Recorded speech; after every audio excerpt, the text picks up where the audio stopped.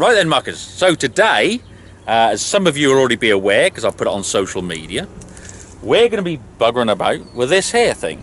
It is a 1973 Belarus Prawler, or Belarus, as it should be pronounced, but everyone calls them Belarus.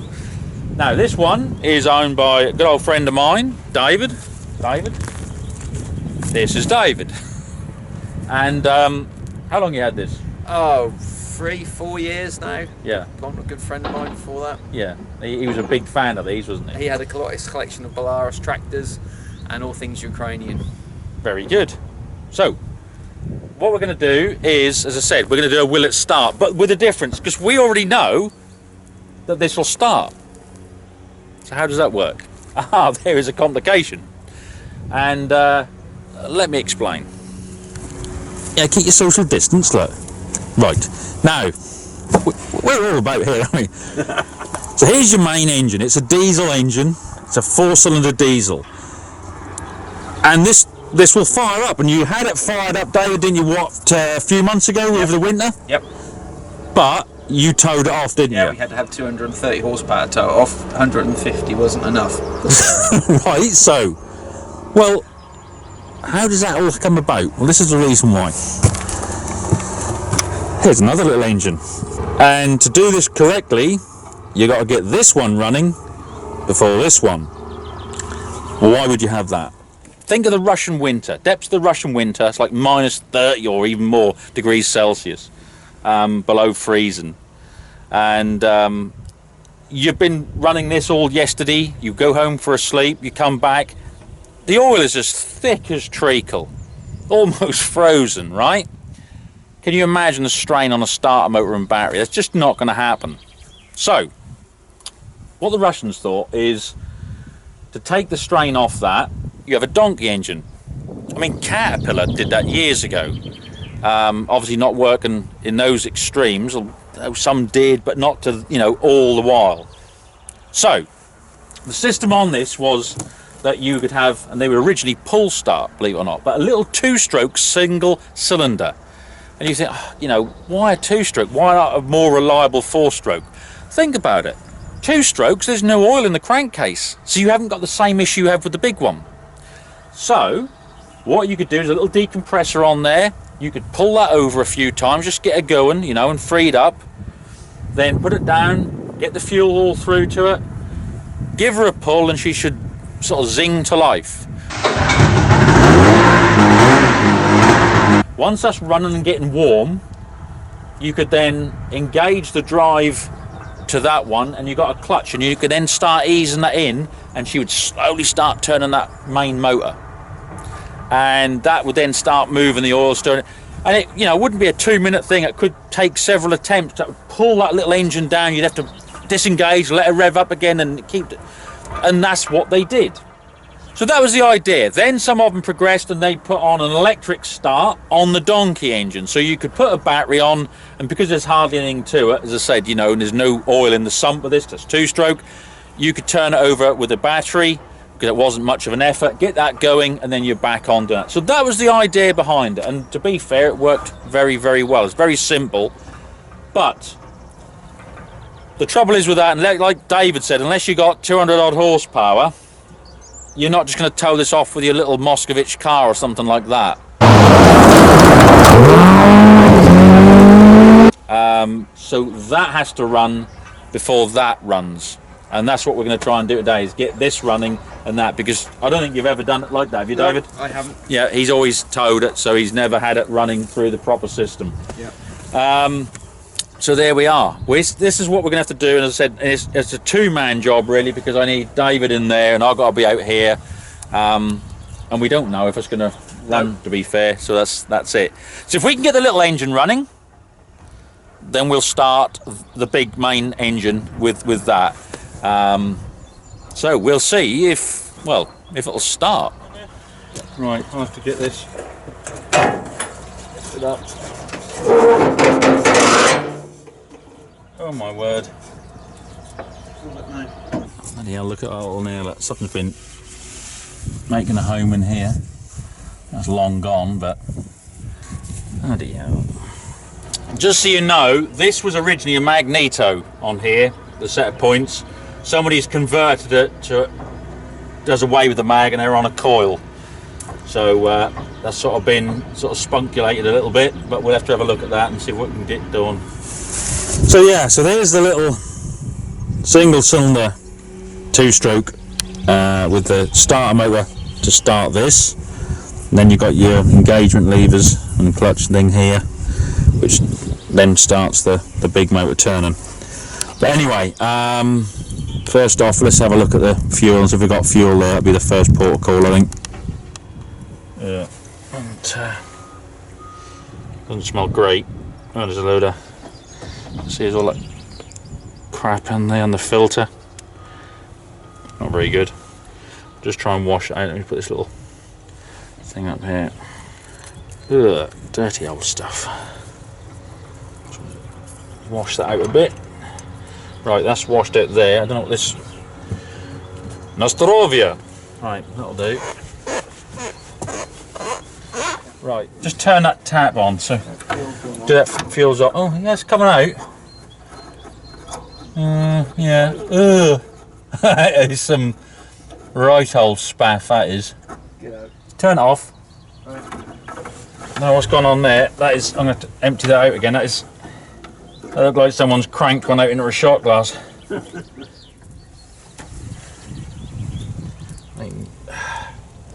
can see that, how separate, whatever that is, it's pretty all water in there and just crud, and yeah.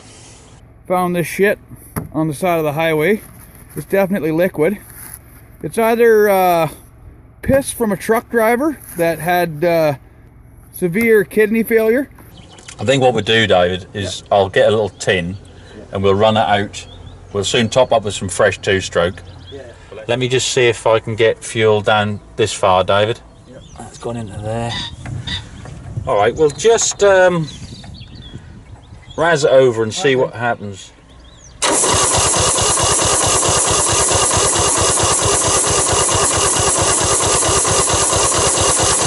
Alright, nothing. So, well, first thing we'll do, let's check if we've got a spark. Okay, try again. Just wind it over. Fuel off.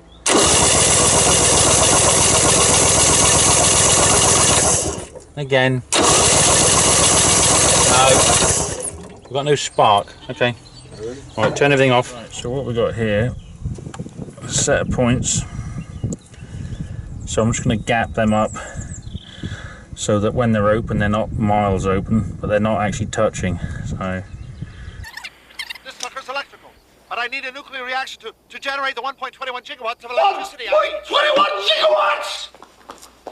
Right, just so you know, we're taking the old coil off because it's just getting really hot and we were getting no power there.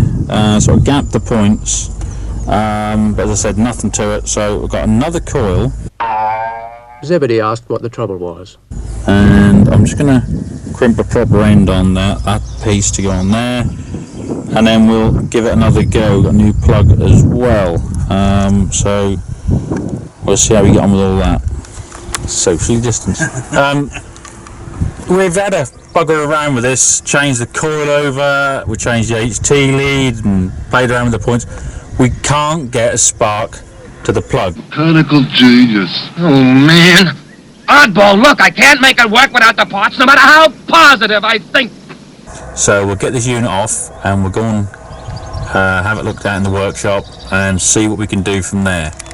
We need to get a spark obviously before we can get any joy out of this thing. We've just removed this out of here. I think you see in there just bearing in it, and just how well this is built. I mean, that's just a little 2-stroke donkey engine, but there's a big old bearing in there, and yeah, it's incredibly well built. So we're now going to get this up the workshop and see why there isn't a spark. As I said, we've taken the magneto stroke points off because, as I say, it's now been converted to coil, and we're having no luck with that. It's arcing through the body, and that something's not insulated right, so we stripped it out, and it's just worn up, and someone's absolutely mullered it in the past and stripped the threads and screws and stuff like that. I'll show you what I mean. Bits like this where you adjust your points on all these bits here, and they just strip the threads off. it's powered up all through. So they've sort of minced around with it in the past, and so we've made a real sort of balls of it. Hey, how exactly is a rainbow made? How exactly does the sun set? How exactly does a Positrack rear end on a Plymouth work? It just does. So that's absolutely shagged out. So where does it leave us? Well, to be honest, I could sort of say I can't really be bothered with it, so we can tow start it and we'll get it running like that. So we show the old thing, you know, running. The other thing like a lot of channels would do would be like, oh, it's so unfortunate that we can't get it going. Well, actually, it's fucking annoying me now, this is. So, yeah, I'm going to get it going. Whether that means that we can get enough bits to rebuild that unit, or have it sent to someone that can do it, or, if I've got to, I will import a complete unit, new unit, from the former Soviet Union. Come on then. What the Germans get? So, yeah, bollocks to it. We'll sort it out. So yeah, this isn't the last you've seen of this. As I said, we could tow it off now for you if you want to see it running, but I just kind of think that defeats the whole object of it. I want to get this little thing running and start it with that, you know, the way it should be done. Well, Muckers, it's been 3 weeks. In that time, obviously my hair is getting longer. There's no way open to cut it. I'm certainly not going to shave it all off. I refuse to. I'm going to end up looking like Jim Morrison. Screw you, hippie! But the main thing is, on the upside, the Magneto has arrived, the one I ordered. I got it from a company in Estonia. I have to say, their service was exemplary. They let me know each point of the whole process, you know, yep, here's the item, this is the number you want, this is the way you pay, it's been accepted, we're now shipping, it's on its way, just fantastic. Unfortunately, I can't pronounce their name, but I will put their contact details in the description box below the video, because they're absolutely fantastic. So, you know, absolutely brilliant service. What I need to do before I go and fit it on to the little donkey engine, and again, who knows, we're hoping that, well, it should work. We're going to get a spark, it's a new unit, but you never know. But what I want to do statically is get the points in here timed up, get them so that the gap opens up and whatever. Then when we fit this, we've then got to actually time this with the, you know, the top dead center and whatever, and where this is actually positioned. You can move them on these bits there as slots, so that will actually turn to actually dial it right in properly.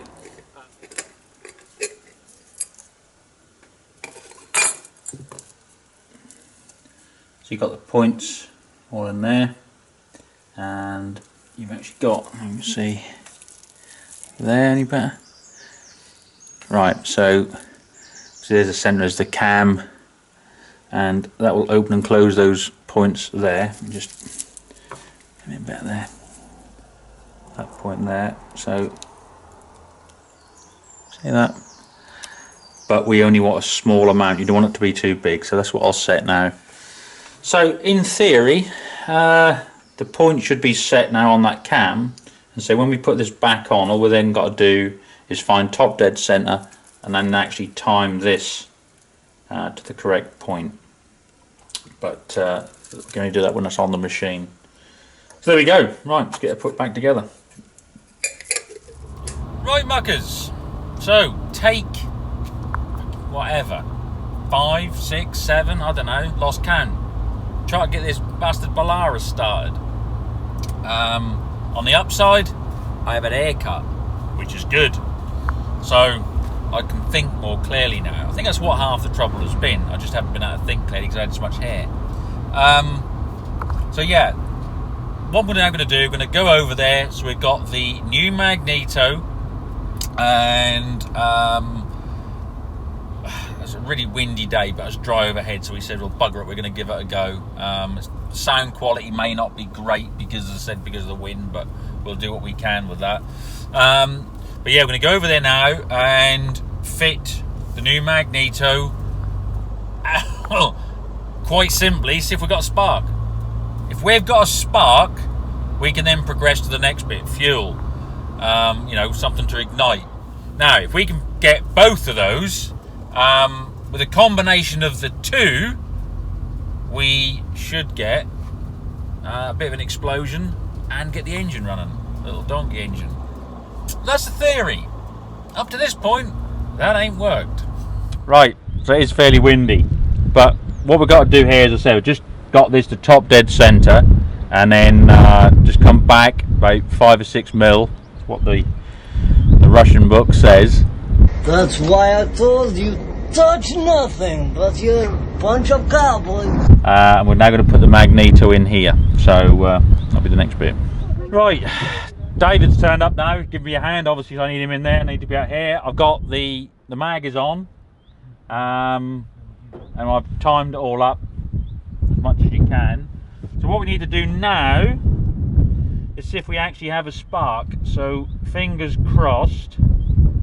Are you in there, David? Yeah. Turn her over. Contact. Contact.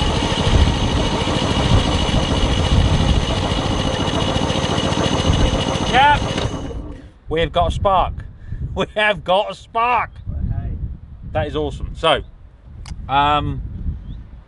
brilliant stuff. Okay, so next thing we'll do, David, I'm just going to swap this plug out and just try the old plug, just out of interest. All right.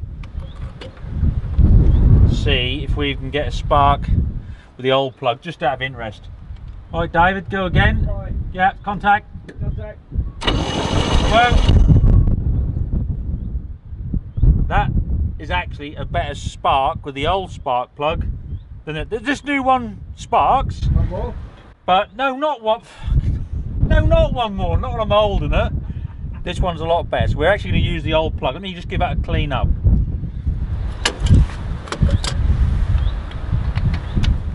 Well, should we give it a go? Yeah, here we go. Ready? Go on then.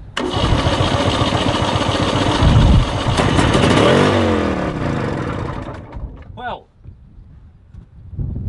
Did that run then? Yeah. Well, it's either that or someone's just come past on a Lambretta. That's amazing. So that's amazing. Right, I think we'll just call that a cut. I hope that's on record. We'll just finish there for the day. I think we ain't going to get any better. Right. Okay. Yeah, we don't want to jinx it. He might have choked us out with his air filter. Little bugger.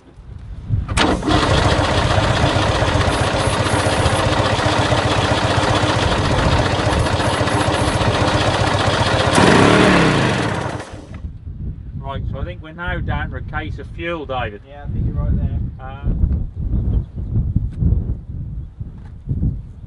And again. Here we go.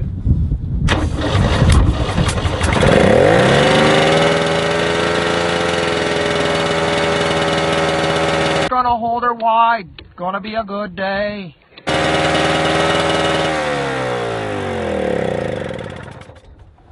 You shrugging your shoulders, me telling you to stop. I don't know. Not from where we carried it the last couple of months, is it?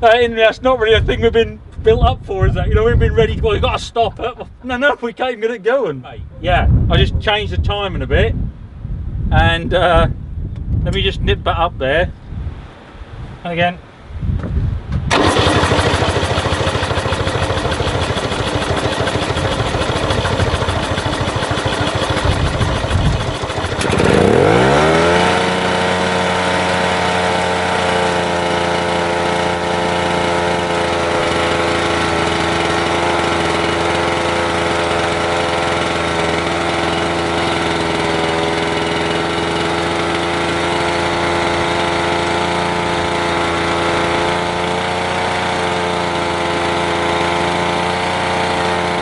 Look at this polar bear. He has no fucking clue what's going on.